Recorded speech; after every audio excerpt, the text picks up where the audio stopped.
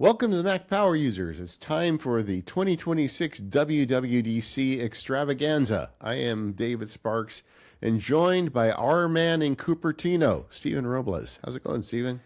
I'm doing well. I'm live on the ground here, just going to all the things. It's been a wild keynote. You know, one of the shortest keynotes ever. It was just about an hour and 15 minutes, including lots of pauses when they were demoing Siri in the keynote, but a lightning fast keynote. But there's a lot to unpack about what's behind the scenes, what I've heard, directly in some briefings. And yeah, it's exciting. I think it's a good year. Yeah, I feel like there's a lot of people. I was talking to some folks in the lab. There's a lot of people who feel like they're underwhelmed this year. And I think they're kind of missing the big piece here, and we'll talk about it during this show. But I think this keynote was deceiving. It might have been a little low energy. It might have been a little short, but there's some real important changes taking place here. Absolutely. And there were many years where people in the Apple community have asked for a Snow Leopard year. Yeah. And I think this is exactly that. And I even heard Apple people say the word Snow Leopard in various meetings. And so I feel like, I don't know if there was a whiteboard somewhere in Apple Park that said Snow Leopard and it was like 2026, but it's definitely that. But I think what's powerful is, Snow Leopard was just the Mac. This is Snow Leopard for all of Apple's platforms. Yeah. And I think we're going to see a lot of performance improvements across the board. I got to ask you though, Stephen, before we even talk about the keynote, the night before the keynote, I'm sitting home, I open up Instagram and I see a picture of you and John Turnus together. What happened? So the Sunday evening before the keynote, there's a dinner for media. And so we're at this dinner. Last year we went, and there's no structure. There were no special guests. Tim Cook didn't come last year, so I wasn't expecting anything. Got to meet some great creators. Free meal, though. Always good. Free meal, good food, free drinks, all that kind of stuff. And like Apple PR is there with creators and media.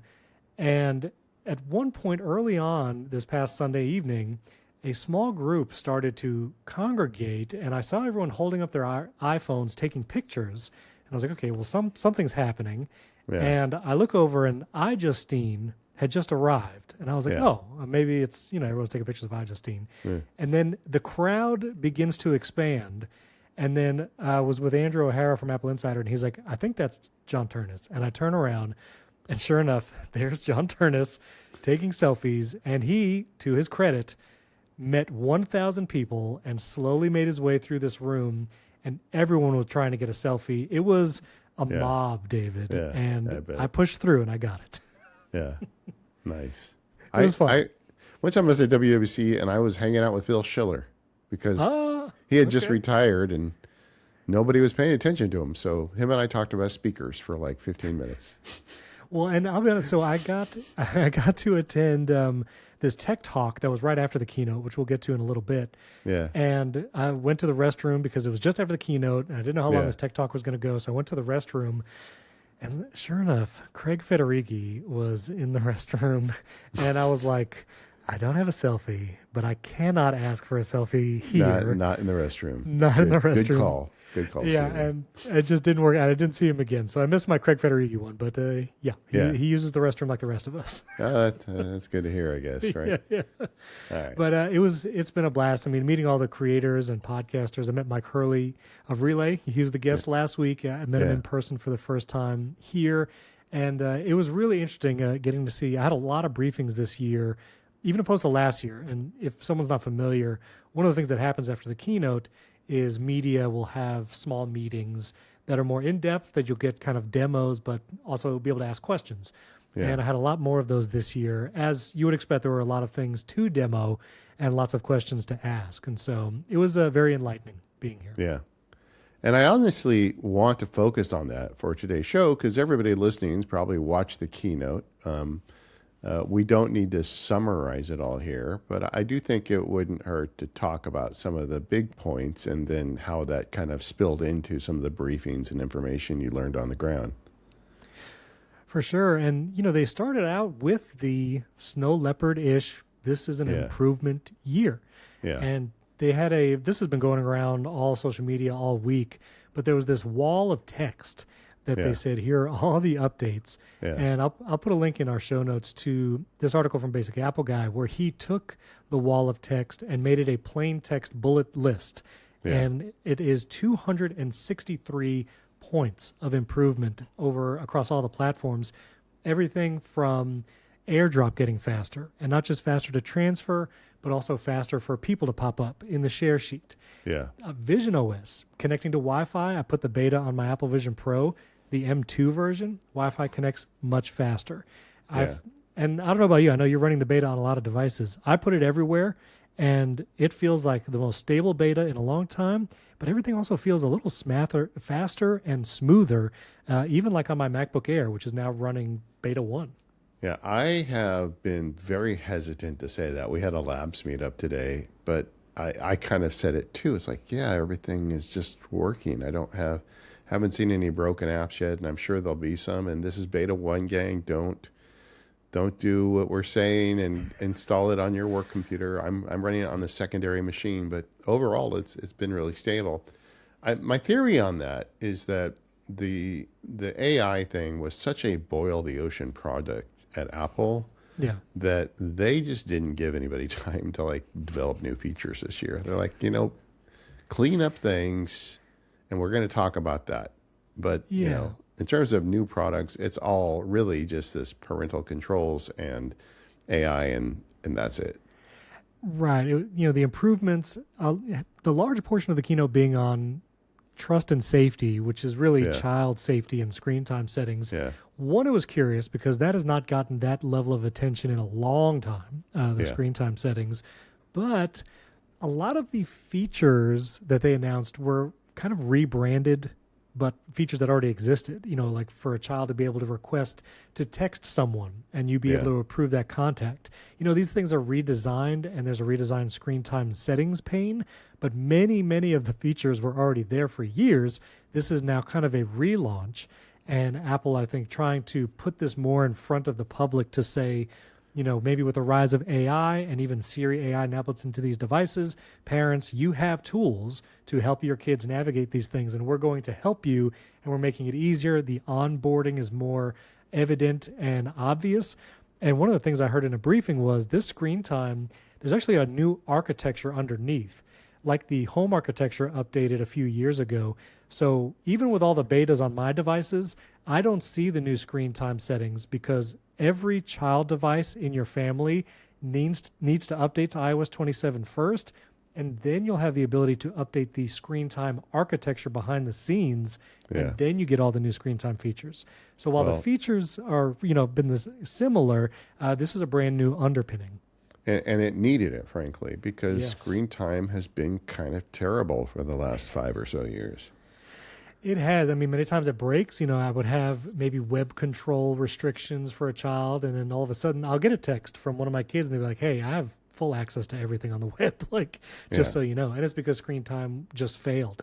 So Yeah. I'm optimistic the new architecture will be good, but it was also interesting for them to spend maybe a third of the keynote on that, and then the other on Siri AI, and then just improvements. Yeah, on the child architecture thing, I got an email from someone calling me a fanboy, which is frankly probably true. But this specific complaint, because I had said that I think this is really good that Apple's doing this, and his email was, look, they're just doing this to sell iPhones. They're telling all the parents you have to buy an iPhone for your kid. And I don't see it that way. I think a lot of kids already have iPhones. I mean, if anything, effective screen time is going to make kids want to tell their parents to buy them an Android phone where they don't have those types of controls.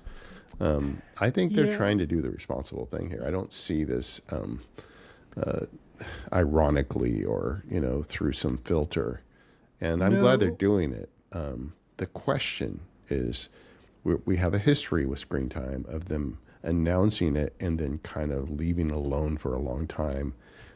If they're serious about this, they need to have ongoing resources. It needs to be a yearly thing, not a once every 5-year thing. That I am still hopeful in the future we'll get a standalone screen time app, because I still think the amount of settings just shoved into the settings app under screen time is a lot. Notifications being in messages I don't think is great, but this is Yeah. a first step. And to what you were saying, Nilay Patel had that argument. I was at John Gruber's live talk show yesterday, and he was saying, Apple wants to be able to sell more iPhones to kids, but this is every platform has parental controls. It's not like Android doesn't have any. There's family Yeah. setup. I've used it myself from Android phones, trying to set up Android devices for my kids. So it's not like Apple is the only one doing this. There is competition. I Yeah. do think Apple has, even though it's not been perfect for over the last 10 years, they've had the best screen time controls with the most granular options. But this is also something that's not, they're not paying, you don't have to subscribe or pay for Yeah. this. And Yeah. there's lots of things you have to pay. I mean, you only get 5 gigabytes of iCloud storage, like we've Yeah. talked about in recent weeks. This is, by the way, the 15-year anniversary of when Steve Jobs stood on stage and said 5 gigabytes. Which I is just want to wild. light a candle right now for that. Yes. And interestingly, the AI features that we'll get to, some of them are actually going to have usage limits. Yeah. So photo, like reframing and changing the perspective, just the built-in Photos app using the Apple Intelligence tools, there's going to be usage limits on the free tiers, and you'll have more usage if you're on iCloud Plus. So there are places where Apple is, doing more subscription type services across the board. And so screen time being as robust as it is and being completely free, I don't see it as there's a lot of other things I think you can point to Apple and say, like, that's a money grab opportunity. I don't see screen time as one of those. Yeah. And honestly, the science is real clear now to the dangers of kids with, unfettered access to the internet and people on the internet. And I think if I was in charge of Apple, I would want to have these types of features, just like accessibility is important. So I don't see it in that light. I think it's good they're doing it, and I'll be watching you, Apple. I want to see you continue to do it. Exactly. Being Mac Power user, though, David, I really want to know what you thought of the macOS naming bit that Craig Federighi did, almost joking that they weren't going to name it anymore and then doing it. Yeah. It's fine. All these, everybody gets wound up about their funny bits, and they're a tech company. They kind of, they're high on their own product a bit, right? Sure. When they do these things, when you're in that universe, you feel like you're the center of the world, and you can make some stupid bit, and everybody will think it's hilarious, and most people don't care. It's fine. I kind of like to drive by, yell the name out the door, keep going. That's kind of funny. I don't know. I don't have strong opinions on those things. I thought, in years past, they've done really funny like intro videos. Yeah. 2 years ago at the first Apple Intelligence launch, they were jumping out of a plane. Yeah. Or at least making believe to do it. And I like those bits. The VW bus was funny. I do think it's interesting, and this came across in a lot of briefings where Apple specifically said, we listen to users, we listen to developers, even and looked on social media. They even said several times that they look at the feedback from all the different sources, including social media platforms. And I think it's interesting that the joke they made where Craig said, we've named macOS for a long time and we're just not going to do it this year. I think it is pointing and telling that they know the community. They understand maybe the in jokes and what they're talking about on the podcasts or whatever. And so I think that's just another allusion to like, hey, we're actually still listening. And I think all the improvements they talked about this year is another result of that. Yeah, that one overarching story out of this is they apologized without really apologizing. Apple doesn't apologize, right? But they're like, hey, we made a thing last year, and now we're going to tune it back a little bit. That even saying that is something from Apple, and I think that's all good. We all kind of, I think before the show we were saying they're at 11, they're going to turn it back to 8. That's kind of what they did, and I think that's as much as you can expect over 1 year. Right. And it's been 2 years since Apple Intelligence officially launched, Yeah. and this was very much a redo, and them saying we're really going to do it this time. Yeah. And from what I have been using in the last couple of days with Siri AI, I think it's safe to say they have done it. And, in the outline you were saying, did it feel confident? And I think the keynote, and especially the tech talk that came after that, it was very confident. Yeah. And I think in the actual keynote video where they're doing Siri AI requests on camera, letting the pause hang, letting you see the request come through, it was very much like, listen, we did it, and we're going to show you. And this is what we've been doing the last 2 years. We've not been sitting on it, just letting it fail. I mean, I can confirm it. Like I made a video in the Max Sparky Labs after I got access to this beta. And the first question I asked it is, what's the weather where I'm going to be this weekend? Because I'm going on vacation in a couple days. And it read me the weather where I'm going on vacation, not where I live on Saturday, you know. Yes. And I want to get more into that personal context in a second because I've asked it several things that it's kind of blowing my mind a little bit. Yeah. And a cool tip, if you have the betas, again, be very careful. Don't put it on your main devices. If you use the Siri AI app and you give a request, there's a little thumbs up, thumbs down where that's giving feedback to Apple. Yeah. If you click that, a little sheet comes up and it tells you all the information that it pulled from in your personal context to come up with that answer. And so you can see the notes, mails, messages, even reading list in Safari, so many sources. And so you can really tell. And when you update to the iOS 27, your device is going to index for days. And that is not an exaggeration. People who updated the beta on day one, their devices are still indexing today on Wednesday. And that's because of the personal context. Yeah, I bought a second phone on your advice, Stephen.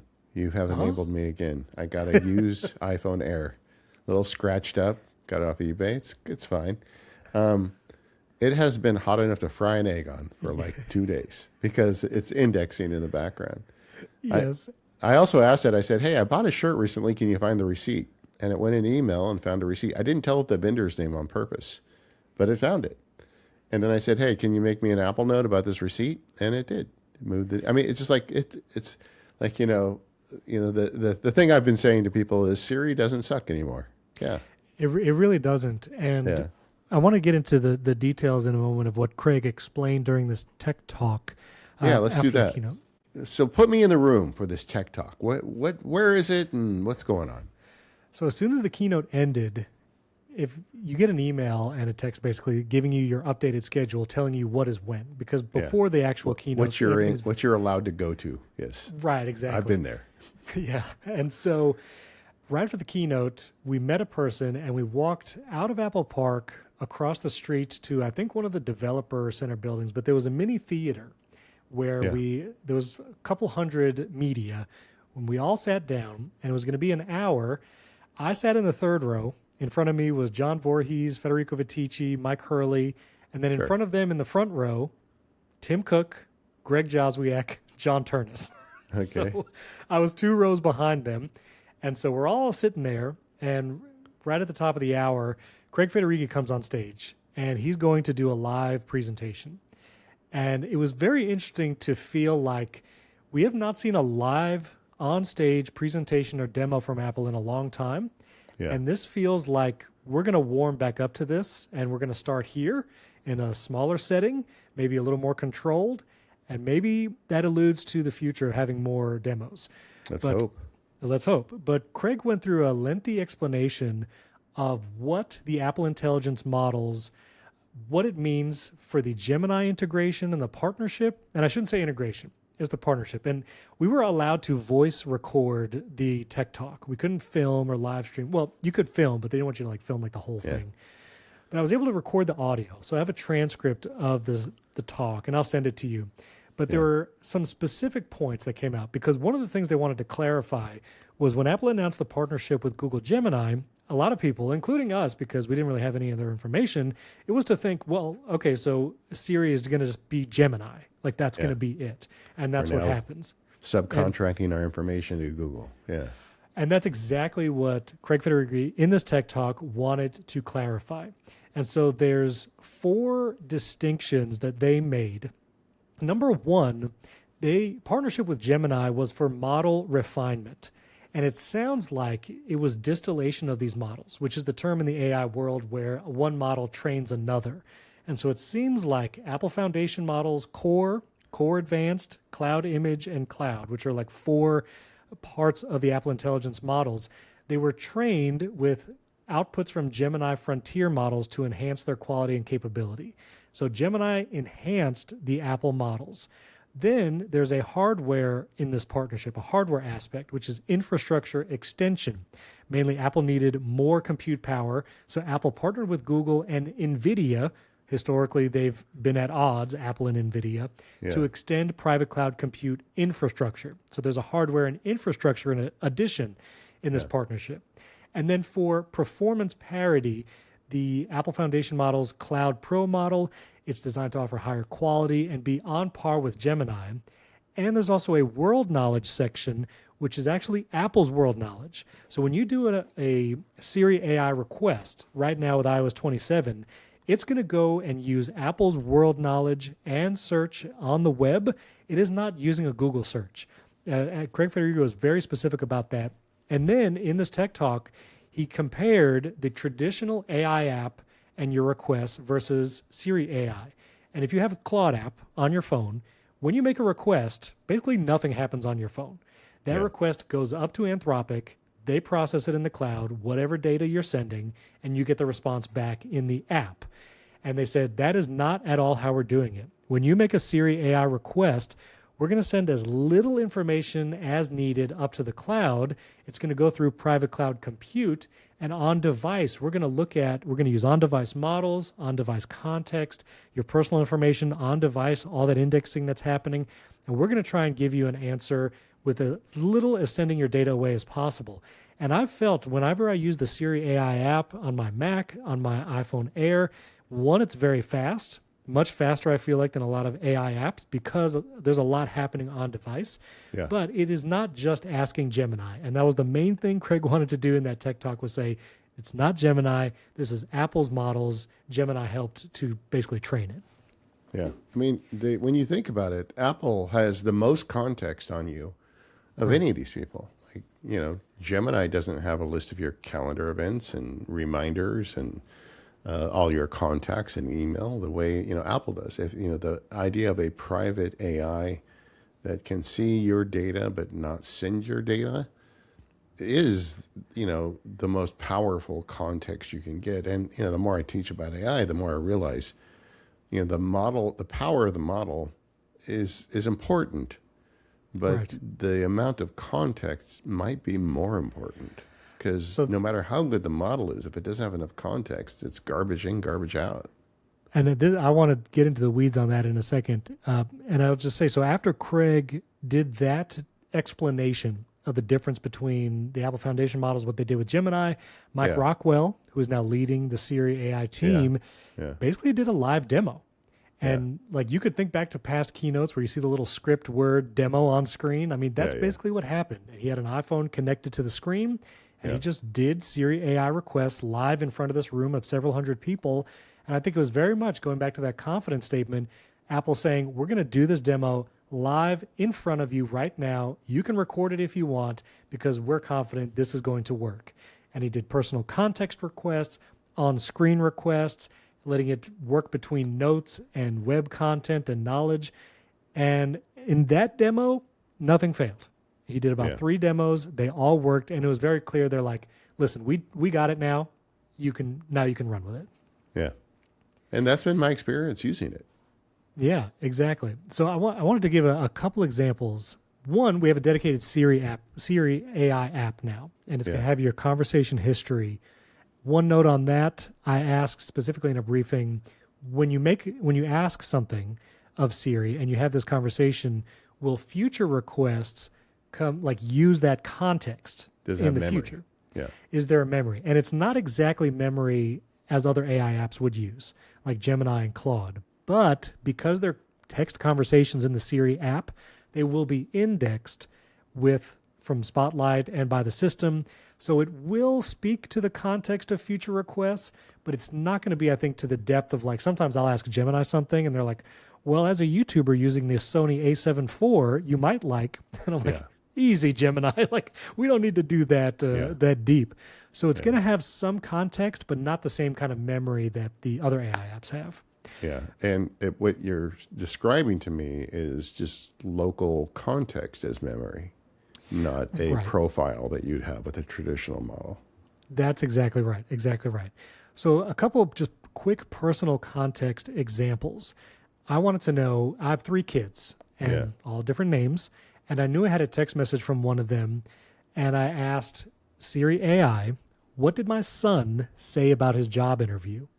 I have two sons, so I didn't tell Siri what son it was, nor did I name Yeah. them. That was my whole request. And sure enough, Siri AI came back with exactly the information I was hoping for. They talked about his interview, how he probably got the job, even that he's going to teach a masterclass at this thing. And there's a link back to that text message. This is exactly what Apple promised 2 years ago, and it is fully delivered now in 2026. And I asked another question about a friend of mine who was coming to WW as a YouTuber. I said, when did Andrew say he was arriving? And I thought this was at WWDC. And I thought this was interesting because I probably have like 30 different Andrews in my phone. Yeah. And so, like, will it know? Will it understand the context? And sure enough, it said he's going to arrive Friday night. He's going to explore. And it summarized a very long text conversation succinctly, linked back to the exact message. And it did exactly what I was hoping for. So it's good. It's good. That's the bottom line. Another example I did was I was researching solar last year, and I was thinking about doing it, but I haven't made a decision. And I asked it, hey, where, find my notes about installing solar on my house, and it found the Apple note. And I said, has the laws changed in California since the last time I looked at this? And it went in research. It said, well, you wrote the note last, May 2025. Since then, there have been 2 significant changes in California law regarding solar, and now people are thinking about it differently. And I said, okay, please update the note with that information, and it did. That's awesome. And, it is useful. I mean, and we've been using it as a whipping boy for a long time, and it frankly deserved it. But honestly, this is what I wanted 5 years ago. Honestly, but but it's here now. So that's good. It's here now. Now, one distinction I will make, because the Siri AI app is on the Mac, there is some deep integration. Like, you can select multiple PDFs, 2-finger click it, and there'll be an Ask Siri option in the contextual menu right at the top. Yeah. And you can ask it things like, compare these 3 PDFs and tell me what's different about them. Or if it's PDFs about 3 different products, it can build a table showing the differences between those products. So it can take action on some files on your Mac, but there's been 2 shortcomings I've found so far. It won't proactively go get a file on my Mac if I ask a question. So I knew I had a PDF of a camera manual, like my Sony a7 IV. I tried to ask the Siri app, hey, look in that Sony a7 IV PDF manual and tell me about the video recording formats. And it said, I can't go to that file. So, that's something where if Claude Cowork has access to your folders and your file structure, it'll just do that. In the same way, I asked, and this was bizarre, I asked the Siri AI app, I selected 4 screenshots that were unnamed, and I said, can you rename these files? And Siri asked, what would you like to rename these files to? And I told it, rename based on the contents of the image or file, like we would do with Claude Cowork. And it actually listed names based on the content of the image. So this first screenshot, Startup Disk Settings. Second screenshot, Shortcuts University. So it came up with great names with the content. And it asked me, would you like me to apply these names? I said yes. And Siri said, sorry, I can't do that. It said I can't rename files directly on your Mac. Now, this is an early beta. This is beta 1. Maybe this is something that will come later this summer where it can actually adjust the files like that in your Finder. But I think of this as like Claude Cowork Lite, like LITE, because it's not going to be able to have as much powerful interactions with your stuff, I think, as Claude does. Well, let me just talk at that point for a minute, because I've heard from so many of my robot field guide customers saying what a disappointment this is and how it's not good enough. And the thing I have to say is people who are working with Claude Cowork, people going through this field guide they're at the 99th percentile. They're the people who are like maximizing the use of artificial intelligence for productivity. You should have never have thought that Apple is going to release it at that level for the general public. Most people aren't going to do that. The other thing is there are limits with the models. Like if I give the Claude most recent, even the Opus model, a legal contract and analyze versus giving it to Siri, the Claude model, I have no doubt, is going to do a better job. And so you've got some limitations with the model. You've got some limitations with the access, or what I would call reach. And that file naming is a classic example. And I think that's going to be continuing to be an issue. But I think the way you need to think about this is, no, they are doing very interesting local things that don't involve sending your data to Anthropic servers or Gemini or OpenAI. And this is a first substantive real step. I feel like if Apple is taking this as serious as I think they are, it will get more reach. It will get more context. It will get better over time. That doesn't mean we can all abandon our Claude Cowork setups right now. It's just that's on a different plane. But that doesn't mean this is not useful. So developers are excited, but one of the things that I realized using Siri AI is when I asked Siri about my son's interview or any contextual type question, it had no awareness of my 5,000 bare notes. Yeah. And if your email is only in Outlook or Gmail, Siri has no context for that. Now, in this AI, Cowork, Codex world, many companies have adopted MCP and CLIs very quickly.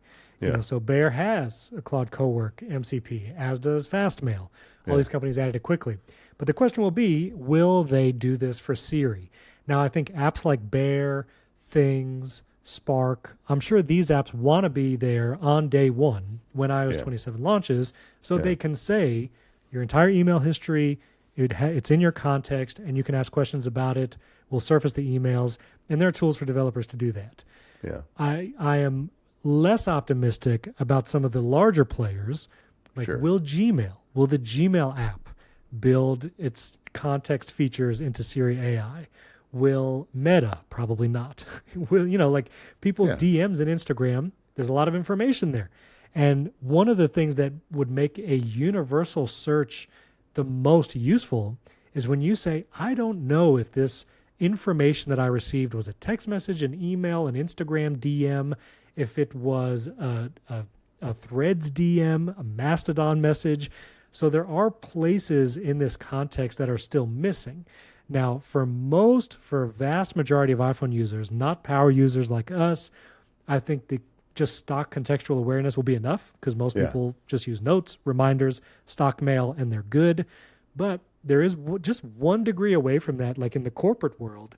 If you're required to use the Outlook app on your iPhone for your work email, and you can't have that in the stock mail app, will Microsoft build something into that Outlook app to give Siri access to the data there? And I'm not sure. I'm not sure how quickly that will come. Well, I mean, some of those companies have a vested interest in not making the Apple platform as sticky. So why would they? I mean, Netflix won't even let you search with the Apple TV app, So true. I think that the answer is probably not. That's one of the reasons why I kind of hoped Apple would adopt MCP, Model Context Protocol, because that's like a get out of jail free card to allow Siri to talk to everything because they all have MCPs already. But I also kind of understand in hindsight, if I was Apple, to say, I'm not sure I want to give over control to the Anthropic open source MCP on my platform. And maybe they'll just see how it goes. Like if it becomes a wasteland and nothing but Apple apps work with it, then they're going to have to rethink it. But I'm also optimistic about Apple really pushing the idea of vibe coding and agentic stuff. And I'll talk about some features in a minute. But one of the briefings we got was a Mac AI demo. Yeah. And this was a room with 4 stations, basically. One was shortcuts, which we'll talk about. One had Draw Things, an AI image generation app. One had a Perplexity Computer. It was actually there showing off their app. But the one that was, I think, the most interesting was LM Studio, which is a Mac app where you can download local AI models to your Mac and run it inside. They had I was envious of the setup, David. 4 Mac Studios, maxed out. Okay, with 500. The RAM you can't buy anymore. Yeah. The model you can't buy anymore. They got 4 of these things. Yeah. And the way LM Studio works is you can set them up as a cluster. Yeah. And each Mac Studio is connected to all the others. Yeah. So the Thunderbolt ports are used on each one. Yeah. So 2 terabytes of RAM. That's exactly, So there's 2 terabytes of RAM. And the founder of LM Studio was actually there doing the demo.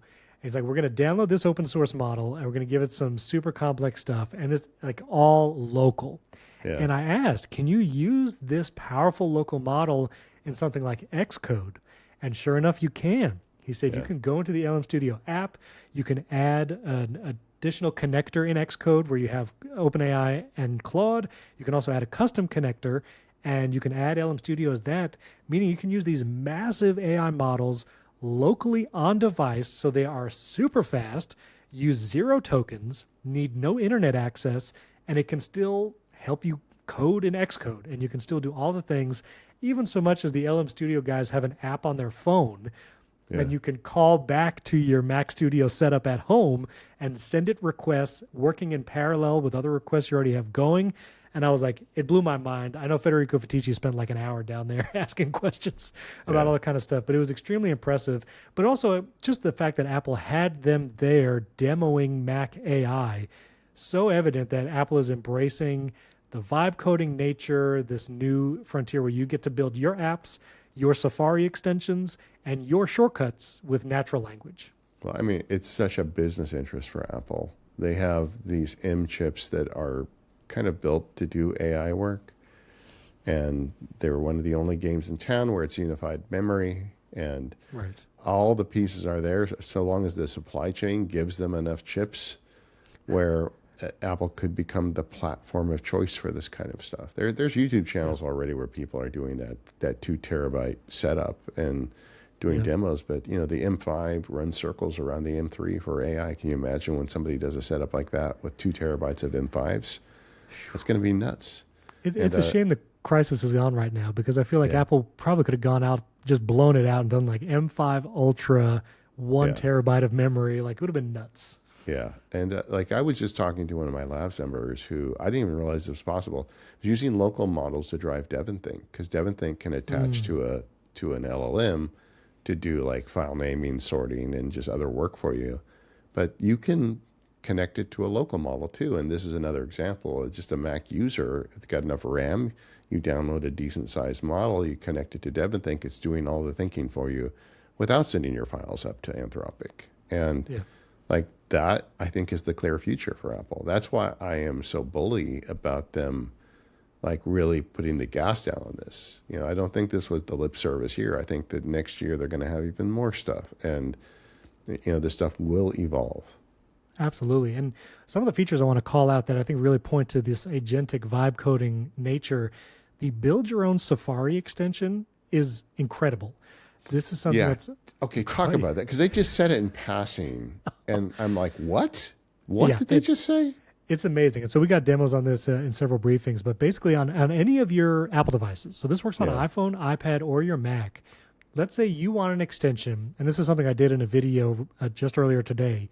If you want an extension that tells you the resolution of an image on a website, you can go in and say, create an extension, natural language prompt, just tell it what you want. Step 1, it will actually show you App Store results for extensions that might do what you want. So Apple will still show developers who actually made real apps to say, these apps do that. Do you want to download one of those? But if not, just click create. And it will create this extension just for you. It can live in the toolbar of Safari. And I clicked the extension for the image size, hovered my mouse over an image, and I see the pixel resolution right there. It was seconds long, and I just vibe coded a Safari extension. It's wild.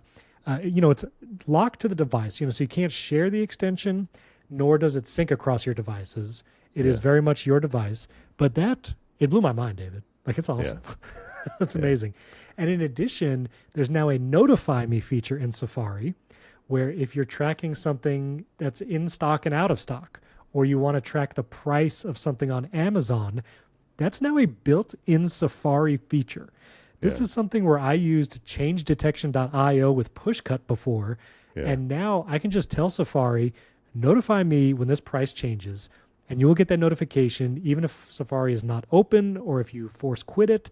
It will send you that notification when it detects a change. And I'm like, that's an agentic type task that I might have used Claude on a scheduled task or cowork, or maybe I would have done a push-cut type thing with a third-party service, and now it's just built into Safari. Like that, I don't know, it blew my mind. That's how I got my unified travel router. Claude finally told me it was for sale. So I went and bought it. Which, can I just say, side note, the Unified Travel Router is amazing, and I've been using it all week. It's literally running right now as we are recording this episode. I love that thing so much. Maybe that's our more power users today. Okay, we'll talk about that. Because it's the first time I've actually gotten to use it, so I'll say it. Right. But all of that plus the describe a shortcut. I mean, this was rumored before, and this was really impressive. I actually got to nerd out with people during a briefing. Spent a little extra time there, putting it to the test. And there are places where it might falter. But again, this is an early beta, all of that. Federico Viticci was trying to do some really complex prompts with it. And Apple was saying, don't give it like a 3-page prompt. Yeah. Which, even if you want a complex shortcut, don't give it all the instructions verbatim. Just tell it what you want. Describe the result, to be. Not the process. Yeah, describe what you want. That's the best way to work with AI. Yeah. And so once I heard that, I was curious, will it be able to build a shortcut for me that uses an external API? And I didn't think it would be able to. So I asked it, write a shortcut that uses the Anthropic API where I can send a simple request and I get the answer back from Claude and just show me the answer. And David, it built the whole thing. The get contents of URL action was correct. Yeah. I only know because I built this shortcut manually and it took me a long time because there's embedded dictionaries and JSON that it has to parse, dictionary values that it has to pull after dictionary values, and it nailed it. Now, stepwise, that's like a 4-action shortcut, a complex get contents of URL and a couple dictionary actions after it. But the fact that it could do that with API information, and I asked them, like, is it searching the API documentation for this information? Like, how does Shortcuts know the dictionary values to pull for this? And I didn't get a clear answer on that, but I was very impressed that it was able to do it one shot. Didn't need anything extra. Yeah, I had a similar experience testing it on mine. The basic shortcuts, the stuff that I think 99% of the people who are going to use this feature, it works great for. Make me a text message to do this when that happens, or what, like most people are not Federico, right? Most people are getting in shortcuts at a very basic level, and asking them to put 2 blocks together is a lot, and it is going to take care of those people. Turning it up a notch, I said, well, make one that generates a random David Bowie song lyric quote that send it to my daughter. And it did that, but it used Apple Intelligence just to go search, for it, which I thought was kind of a clever answer. Because in the old days, I'd be looking for a website and URL action. Like the old days, you didn't have AI to bail you out. And I found that a lot of the things I was asking it would ultimately just fall back to AI and just say, go find this thing for him. Yeah. The only time it broke for me was when I tried to make an extensive daily briefing. I gave it like 5 different things to do. And the way it broke was it tried to put all that into one AI request, which of course was a context overload. And it couldn't get me an answer. If it broke them up into pieces, it would have probably worked. Exactly. But yeah, I found that in general, I think for what it's made for, I think it's going to be fine. So in addition to the AI model action for shortcuts, there's now a Cloud and Cloud Pro, and they use models action, which is interesting. And I'm curious if that Cloud Pro, it says thinking reasoning, and it's private cloud compute. So I'm going to be experimenting with that. But a couple big changes to shortcuts. Automations have been redone where there's not an automation tab specifically. There's an automations area like in the full library. But automations you can just put them in a shortcut however you want. You build a shortcut, and then if you put an automation trigger at the beginning of that shortcut, it becomes an automation. Yeah. And there are some new automation triggers like connecting a keyboard, which is pretty cool. There's also, the big one is notifications, where if a third-party notification comes in, you can trigger an automation from that and even pull the title, subject, and message from that notification. So for instance, you can set some, all as input. So you can set up an automation that says, when I get a notification from Instacart, if the notification body includes the word arriving, flash my lights in my smart home. Yeah. or send a message to my intercom across all my home pods that Instacart is arriving. That's something I know a lot of my community members have asked for, third-party notifications triggering an automation, and we have that, which is amazing. A couple things we didn't get, and I made these requests while I was there, was hourly automations.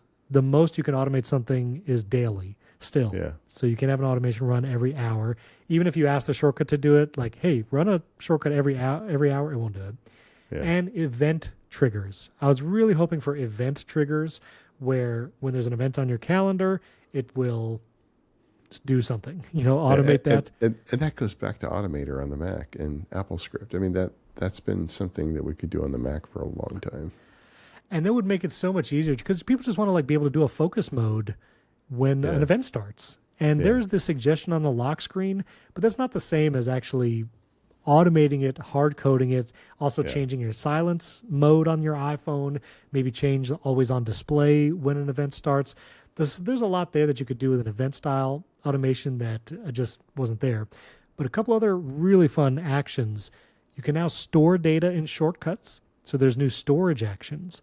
So this is something you might have used Data Jar before, or I've hacked reminders lists to keep stuff.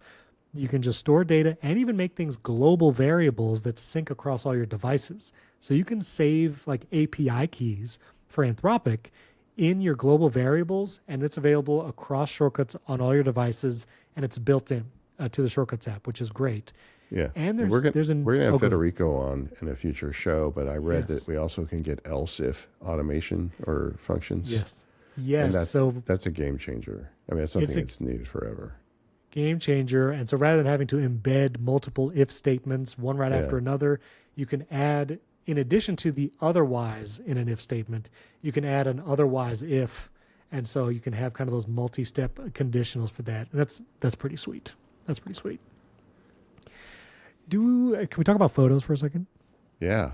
Let's do this. So this was a big thing here, and there's varying pushback on this. So I'm curious your thoughts on it. But we had photo cleanup with Apple Intelligence for the last 2 years, and they're enhancing cleanup where you can choose a model. So when you do cleanup and you want to remove a subject, you can choose fast or thinking, basically. The fast model is on device. The thinking is in the cloud. So you can actually do cleanup locally if you wanted to. And then there's also the extend and the reframing. The extend one is really interesting. You can recrop the photo or uncrop however you want, and AI, Apple Intelligence, will generate whatever's around you. That's interesting. That's, full on generation, it's generating stuff. And then there's the change perspective one, where you can go into a photo, it creates a spatial scene basically, and then you can drag your finger and move the subject as though you're rotating around them, and you are changing the perspective of the photo. And if you change it so much, I took a picture of Canoopsy. He's a great YouTuber. There was a plant behind him, and he's standing in front. I went into the spatial reframing. I changed the perspective so I would see more of the plant behind him. And when I did the initial preview, there's just nothing. The plant is gone. There was no plant in the original photo because he was covering it. Yeah. And once I clicked generate, it generated the plant. So there was a full plant behind him. Now, I'm curious how you feel about that. Some people were like, wow, Apple's doing AI slop or whatever. I don't know if I put that in the same category. No, me either. I think it's useful. The I forget, what do you call the one where they expand around the extend. You extend. There's a common problem. You take a picture of somebody, you want to put them on your lock screen, but the photo's in the wrong, the wrong proportions.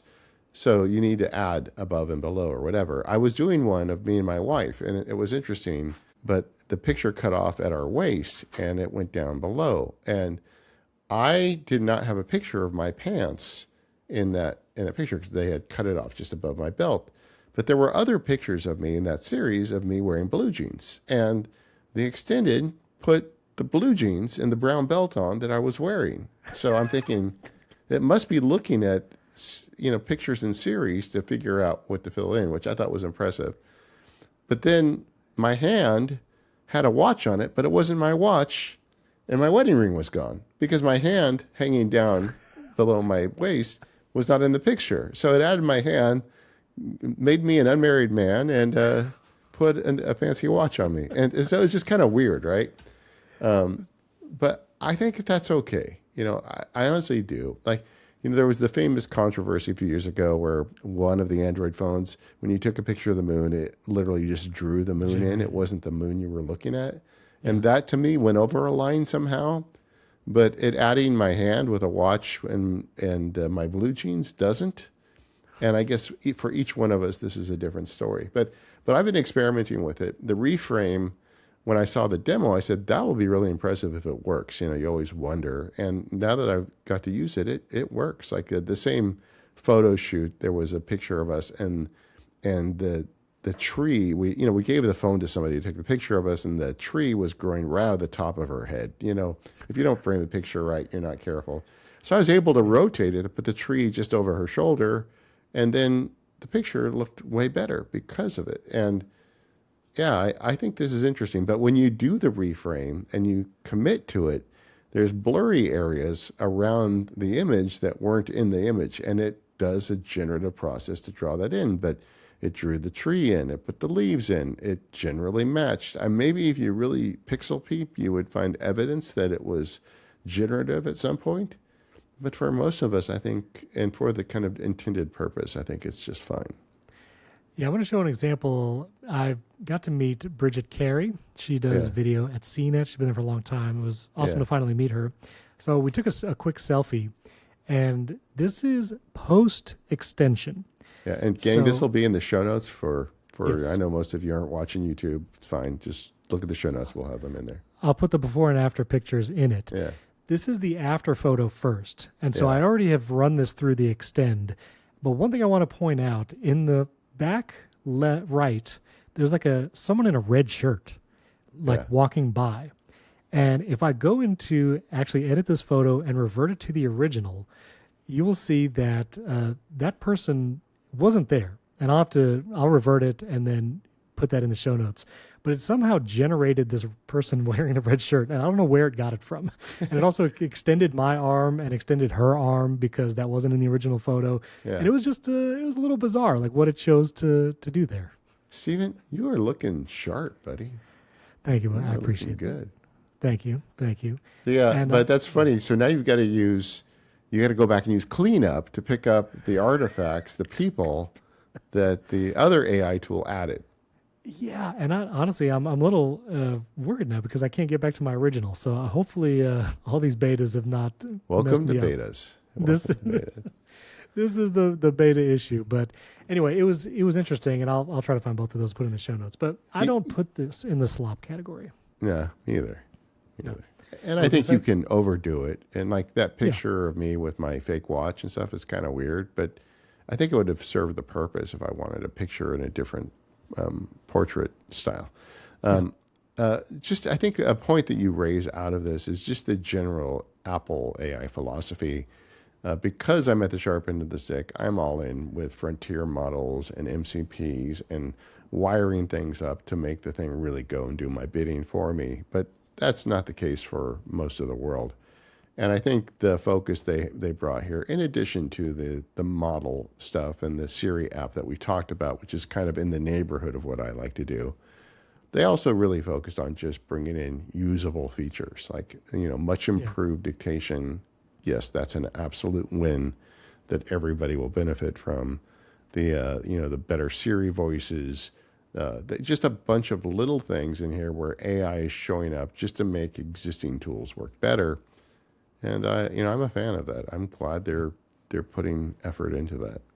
All right, so I need to hear from you, David, because one of the big changes with Siri AI on the Mac specifically is Spotlight is now both things.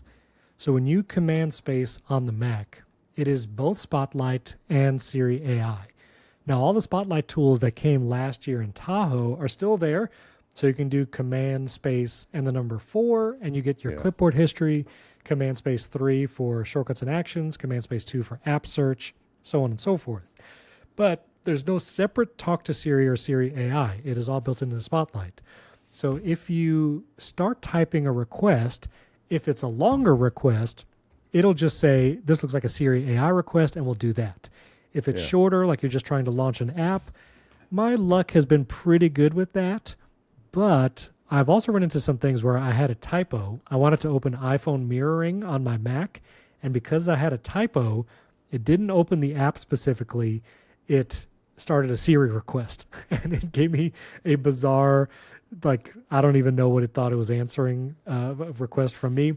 And so how do you feel about those two things being in one place? And I'm just curious because I'm not sure how I feel about it yet. Yeah. Well, I can see both sides of it. I have got it installed on this computer. I've been using it a little bit, but we're very early in the process. I think the reason for it is they want it to surface for normal users. Right. And if you make them push a different keyboard shortcut for Siri, then they just won't use Siri. So I understand why they're doing it. But if you do that, if you try to simplify and suddenly it makes everything less stable, then you've failed. Right. And, we're early in the beta process. We'll just have to wait and see. But using a model, it should be able to tell at the end whether you wanted the iPhone mirroring app or to do a Siri request, regardless of whether you got the text right, if you made a typo. And if it doesn't do that, then that's a failure. Somebody didn't do their job. Yeah. One funny example I would want to share with you, I wanted to see, unclear how far in the indexing process Siri AI was, so it might not have gotten to all of my Apple Notes yet, but I wanted to see, would it know about our MPU guest note, our Apple Note that we share for potential guests. Yeah. And so I just asked Siri AI, what are some guest ideas for Mac power users? And somehow it thought that I meant gift ideas for Mac power users instead of guest ideas. You're going to give me a gift, Steven? I guess so. And I'm going to get you a 2012 iMac because that's what Siri AI suggested. Oh my gosh. It suggested like a 2012 iMac with the big chin. It also recommended, I thought this was interesting, some gift ideas for a Mac power user are productivity apps like Alfred or Raycast, Bartender, Hazel, a bunch of random stuff, maybe all a Thunderbolt dock. Yeah, all the hits. It knows. Even a Thunderbolt dock, something that you've been using recently. Yeah. Set app is one of the recommendations, and 1Password there at the bottom. Look at that, and Backblaze. I feel like like it does make you think about so just a little behind the scenes, we run the show out of a Notion database, but Stephen and I are both Apple guys. We made a shared note when we first partnered up, and we've got a list of people in there that we may want to guest someday. And this would make that more sticky for me to be able to just say to the lady, hey, I think so-and-so would be a great guest, add it to the list. If it could contextually do that for me, I think that would be really nice. Same. And there's a lot of little things where I know Mac can transcribe audio. There's a shortcut action. I could drop an audio file in an Apple Note, and it will transcribe audio, no problem. Yeah. So one of the things I tried to do was two-finger click on an MP3 file, the recording of the Tech Talk I was at, and I asked Siri, can you transcribe this file? And unfortunately, it said, I can't transcribe audio files directly. And that's one of the things where this might get better over time. These might be feature additions in future years. But it's like you have all of these things. Yeah, you can do and I basically had to end up dragging the MP3 file into an Apple Note, and then it transcribed it. And then because one of the it's just, hopefully Siri can do stuff like that and then take actions on the multiple things. But the Siri app on Mac, one, you can pin conversations to the top, which is nice. You can view a grid or list, but you can drag files and photos into new conversations and then ask questions about it. And I think, I think about the first times that I started using ChatGPT on the Mac. I had the Mac app, I would drag files into it, ask it questions, and it started, impressing me about what it can do. That maybe ChatGPT app from a year or 2 years ago, this Siri AI app feels like that, which I think it's going to, for a lot of people, surface these powerful features for them to say, oh, I can just do this. And for me, I have Claude and Coda, I have everything on this MacBook, but that Siri AI app is really fast. It's really native. And I even just asked it simple questions like, for Primary Tech, we start every episode with a movie quote. So I just asked Siri AI, hey, what are some movie quotes about this? And it gave me a bunch of real world knowledge answers, and they were pretty good. And I had follow-up questions. And I think if people, it's going to be an uphill battle for Apple in the mind space of culture. But if people do start talking to the Siri AI in voice like they do with ChatGPT, I think they could slowly start moving people over and winning them back and having them convinced that Siri can be a personal assistant for real now. It's not fake anymore. Yeah. And even if you're not convinced, like the stuff I do with Cowork is so far advanced over this type of work, but everything I do with Cowork costs money and costs privacy. And like if there are pieces of what I do that I can do with Siri that I don't have to pay Anthropic for and I don't have to give them this information, I want to adopt that. And that's where I'm going to be enjoying in this beta, kind of testing those limits. Like, what are the pieces of my workload that don't have to go to Anthropic and don't have to go through, the toll booth? And I think, frankly, there are going to be some that are that. And in some ways, Siri has better context than Anthropic does because it has all my email and it has all this stuff.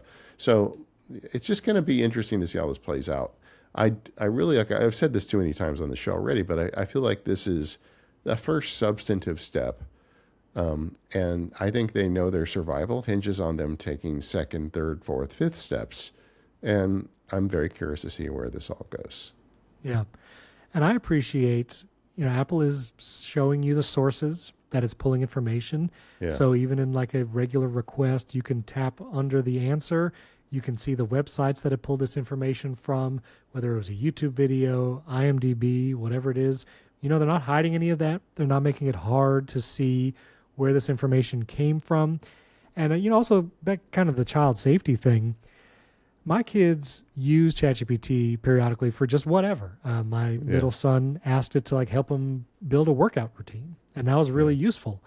But the hesitancy of parents, and this might be why Apple made such a big deal about it during this keynote, giving your kid unfettered access to ChatGPT, there's risks there just from maybe the content that it pulls up.